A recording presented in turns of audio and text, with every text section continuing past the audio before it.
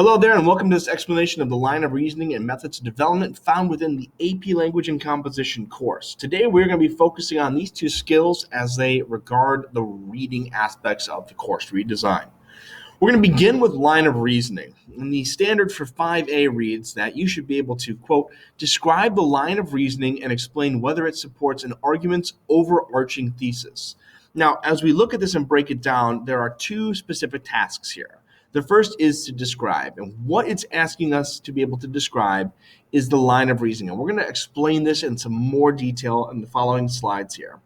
But the second task that sometimes gets overlooked is we need to also explain whether it supports the argument's overarching thesis. And I put whether there as a secondary word to pay attention to because it is up to you as the reader to make the determination whether or not that line of reasoning is in support of or in conflict with the overarching thesis.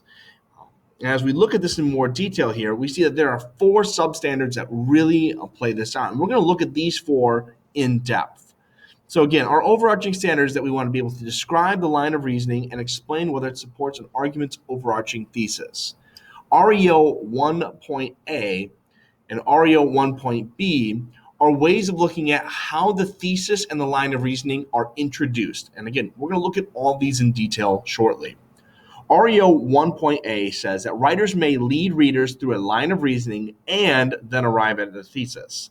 So in essence, you're going to be given the method of explaining how they've gotten from point A to point B to arrive at their thesis. Now, 1.B inverts that, and they say writers may express a claim or their thesis and then develop a line of reasoning to justify it. So while A is saying, here's my thought process and here's what I'm arguing, B is saying, here's what I'm going to argue and here's how I got to that conclusion. Now, C is going to be more of a supplementary standard for that. REO 1.C says that writers explain their reasoning through commentary that connects chosen evidence to the claim. The key aspects of 1.C here are this connection between the commentary and the evidence. You can see the reasoning in that commentary, and there is a clear connection to the claim. So you're analyzing whether or not the writer has done that. Finally, REO 1.M, it says the body paragraphs of a written argument make claims, support them with evidence, and provide commentary that explains how the paragraph contributes to the reasoning of the argument. I'm going to break this one down more on the slide where we look at it in detail. But in essence, this is the structure that they are saying we should be looking for. And as we're going to see shortly in the next video, what we're going to try to emulate. So let's look at these skills in detail.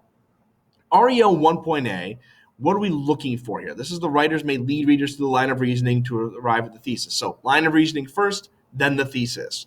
As we're reading, does the process in which the claim was developed help explain how the claim was developed? In essence, as we're seeing how they think and how they've organized things and how they've put it together, does that show or does that help explain the origins, the beginnings of, the foundation, the, dare I say, exigence of the claim? So you can kind of make a claim here for the use of exigence and an incorporation of a rhetorical situation. A simplistic example, an author explains and shows the problems in the appeal process of the court system and then claims it needs to be fixed. So this in a more detailed elaboration would say, look, here is the appeal process that somebody has to go through when they're found guilty. They have to go through step A and B and C. And as they're going through it, they're pointing out small flaws, little issues, problems to eventually end up at, we need to reform our criminal justice system's appeal process. And we can see how that gets to that point. We walk through the problems and the process with the author in order to end up at the claim that they're trying to make. Now, 1.B is the inverse of that. They express their claim and then develop the line of reasoning. And there's two kind of look fors here. Is there a clear early claim that has support that can follow it? In essence, do we have the thesis very early, very quickly up front, and then do we have the support that follows it? The other thing to look for, and this is more of a critical read, especially if you're trying to find flaws or trying to disprove something, does the author omit information to support their claim? Now, this is can very easily happen in the 1.A model as well. I'm going to slide back for a moment. You can see that they might omit processes or steps on the way to their claim, but as it is in 1.B here, if you make the claim out front, it can say, look, I'm going to argue this, and using this very specific evidence, I can justify it. This is a great place to keep an eye out for debt clearing because certain information might be disregarded as irrelevant or unimportant, especially if it's not going to help them prove their claim through this line of reasoning they're laying out. So we look at our simplistic example here. The author makes a claim about how fast casual restaurants, and these are restaurants like Noodles and Company, Chipotle, the kind of place where you go in, get your food quick, and you can eat there or leave. So the author makes a claim about how fast casual restaurants are becoming more popular and then explains how the business model works to grow the business. So they're going to make the claim that restaurants like Chipotle are more popular than Taco Bell, and then here's the process that shows that to be true. So they're flipping the script there. And again, keep your eyes and your ears open for debt clearing and omissions in order to find a great foothold to be critical of their process. On the flip side, if you agree with their process and it looks solid, talk about and explain how they've added important details after the fact. And again, both of these critical skills can be done on either side with a 1A or 1B, but they lend themselves more to 1B as you're doing it. Now, 1C, the writer explains the reasoning through commentary that connects the chosen evidence to the claim. So the idea here is that the reasoning and the commentary are going to be connected to the claim. So as we're reading, some of the look-fors. Does the author explain through their does they explain their thought process after providing a claim and their line of reasoning? In essence, do they just say their claim? Do they just provide the line of reasoning? Or is there anything of substance that helps tie that together? If you think about the big muscle groups in the human body and the bones, if you look at your hand right now and you think about all the muscles and all the bones that are involved in moving your hand, there are plenty of small muscles, plenty of tendons, plenty of ligaments there that also serve that function. It's not just bone, it's not just muscle, it's all the little pieces together. That's what 1C is looking for. So if you look at our simplistic example, after making a claim about the best English course at BHS, the student then explains how they came to their conclusions. So maybe they line out their line of reasoning, they say this class or whatever class is the best English one at BHS, but then they go in and elaborate on that criterion that they've laid out. They go ahead and explain why they chose student feedback or test results or enrollment numbers as the grounds to determine the best English course. They provide that commentary, those details that make the claim and the line of reasoning work as a functioning tool. Now, the last aspect of line of reasoning for reading is going to be 1C. And this is where we see the body paragraphs of a written argument make claims that are supported with evidence and then provide commentary that explains how the paragraph contributes to the reasoning of the argument. Look at the look-fors here, the formula. What you're trying to find out is there a claim? Is that claim supported by evidence? Is that evidence elaborated on within commentary? And then from that commentary, do we have a connection to the overall claim and argument? And this is the exact same process that we're going to emulate as we write it. So if you struggle with writing or if you struggle with reading, you can practice the skill in the opposite area. And if you struggle with both, then you have a quick little checklist.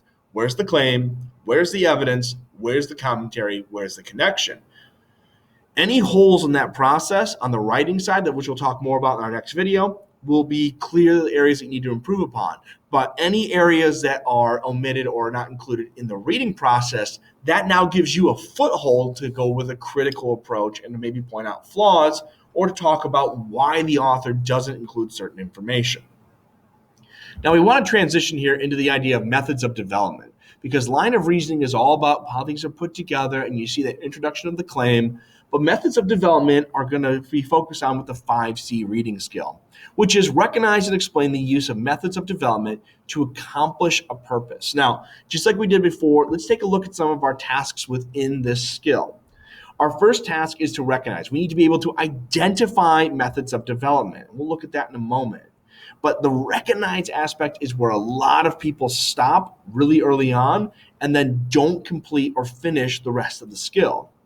The most important part is not just recognizing, but to be able to explain the use, how that method was used. And then we look at some of our subwords there. Accomplish. What is the thing that you're talking about that you've identified and recognized? What is it supposed to do? And then purpose, this is a clear and direct connection to the rhetorical situation. This ties into your thesis point. This ties into your commentary and evidence. You need to be able to determine that purpose if it's not provided. So in this skill, as we read, we want to be able to identify methods of development, explain how they were used, and within that explanation, talk about if they were able to accomplish, do the thing they're supposed to do with that specific purpose. Now, for this one, we're not going to go into detail on all the subpoints. Some of them speak very clearly for themselves, and I can elaborate on them for you without going into great detail. And we're going to look at 6 of them. The first one is 1.G, and there's an underlined portion which we'll talk about in more detail in a moment. But 1.G reads that methods of development are common approaches writers frequently use to develop and organize the reasoning of their arguments. And then take a look at this. A method of development provides an audience with the means to trace the writer's reasoning in an argument. The methods of development are what keep the line of reasoning moving logically. If you're trying to make that comparison about the best class at English class at BHS, compare and contrast would be a methods of development. Process analysis, talking about how it's put together there. Juxtaposition, putting these things next to each other and comparing them. These are all different methods. And you notice there is not a list that they're asking you to have here. Rather, they're saying these are the common approaches writers frequently use to develop and organize their reasoning of their arguments. So, as you're looking for methods of development, it is anything at all that provides an audience with the means to trace the writer's reasoning in an argument. So this leaves it open to a lot of different approaches. It means that there might be multiple methods, and if you can determine a few of them and explain them in good detail, that's fine. You do not need to find them all.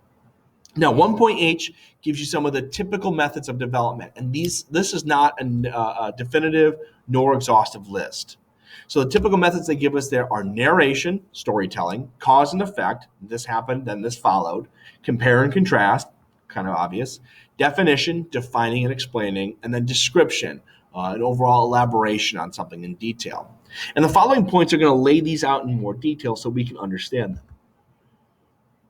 1.I is going to talk about narration. And this says, when developing ideas through narration, writer offers detail about real-life experiences and offer reflections and insights on the significance of those experiences. Now, for this one, reflections and insights on the significance of those experiences is where you're probably going to see commentary being developed. How does the story relate to the purpose or the claim being said here, and how do we see that being manifested? 1.J deals with cause and effect, and it says, when developing ideas through cause and effect, writers present a cause and then assert the effects or consequences of that cause, or present a series of causes and the subsequent effects. So the first portion there, writers present a cause and assert the effects of the consequences. That's when the author is going to say, here is something that happened, and here is the effect. They're going to tell it for you. They're going to lay it out. They're going to say, this action caused this reaction. This lack of motion caused this system to fail. This positive growth led to these additional growths in other area. They're going to lay it out for you. They're going to draw the line.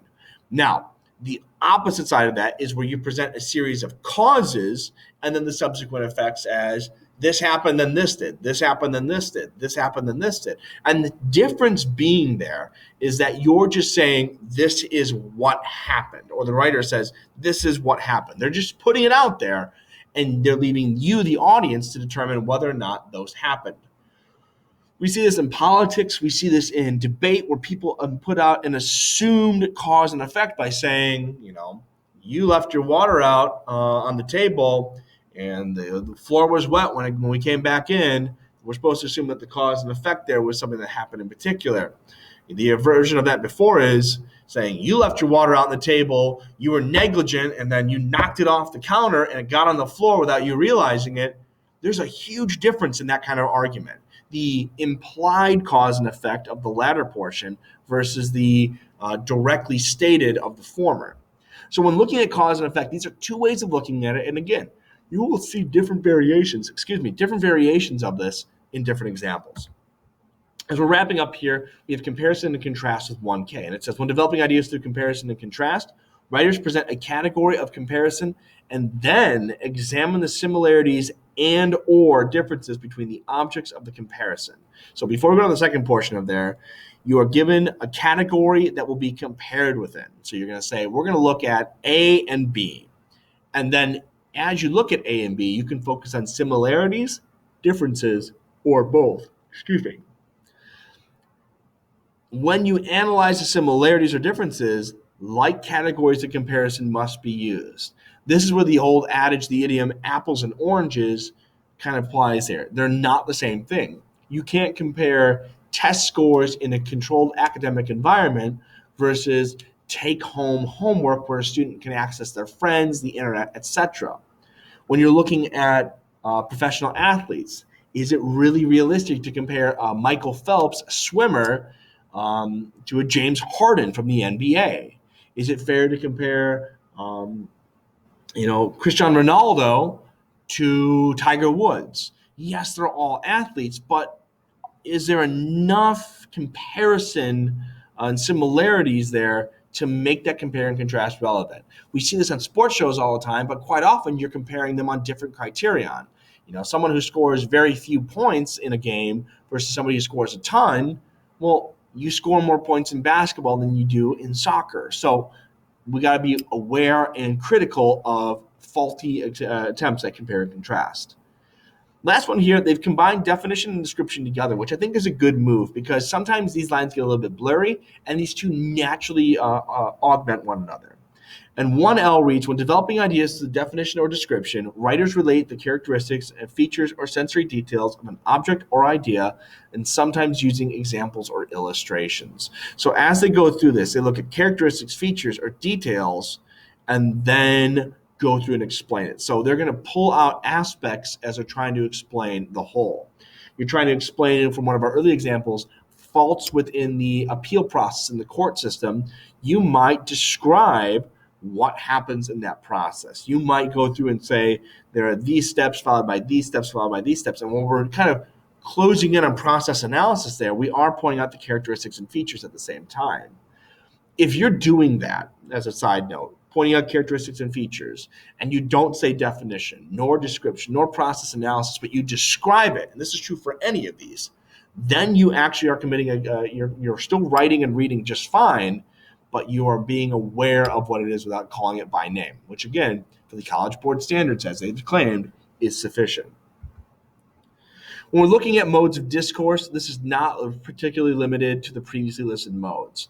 Any of the 8 modes of discourse, elements of the oration model, Rogerian argument, the Tolman model, you name it, these can all be used as methods of development.